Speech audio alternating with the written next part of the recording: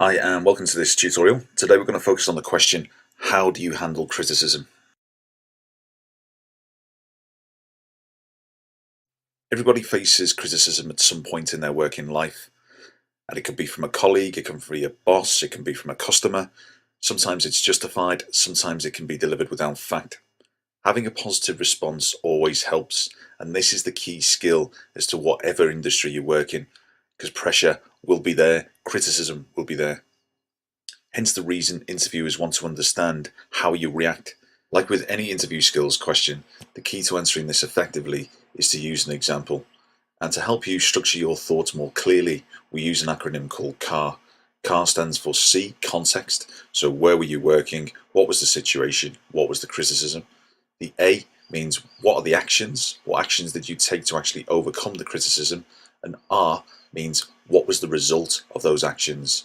So it's a clear beginning, middle, and end. Now to give a sample answer using the acronym CAR. During my role as a software developer, I was working with a client who was very critical of a product I designed for them. They said it didn't deliver what was required, but were very aggressive and threatened to use another company, even to abandon the idea. Further pressure and criticism was applied from my managers, as this was a really large project that could potentially deliver a lot of revenue. The action I took was not to interpret the criticism as negative, but to see it as an opportunity to solve a problem and not to take it personally. I listened to the criticism, took note, and looked to improve. I spoke with people in my team, trusted mentors, to seek their advice and experience. I stayed focused on solving the problem and not on the negativity and pressure applied by others. And then I looked to take corrective action to test and improve and to keep the dialogue open with all parties. I then planned for a presentation and further demonstrations to prove the changes that I've made and to prove that I could overcome these challenges and deliver a quality product. The result was the criticism was forgotten when I made the necessary adjustments and they met the requirements of the customer.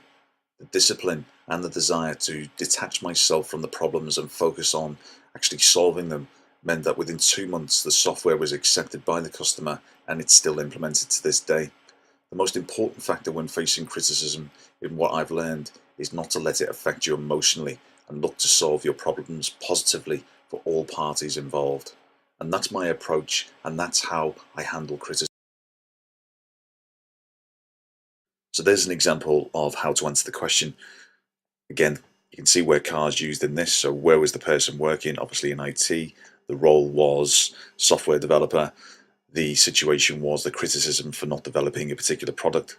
Then you can see the actions of how they've listened, they've taken notes, they've gone away to speak to people, they've not let it affect them emotionally, and the result it's actually been rectified, the problem has been solved, and the software is being used to this present day. Again, what you've got to remember here is that nobody wants to employ a hothead. Nobody wants somebody who's going to use kind of force or foul language or going to go off in his strut because something's happened. Again, everybody faces criticism. We are emotional beings. Everybody reacts differently. People become frustrated, angry.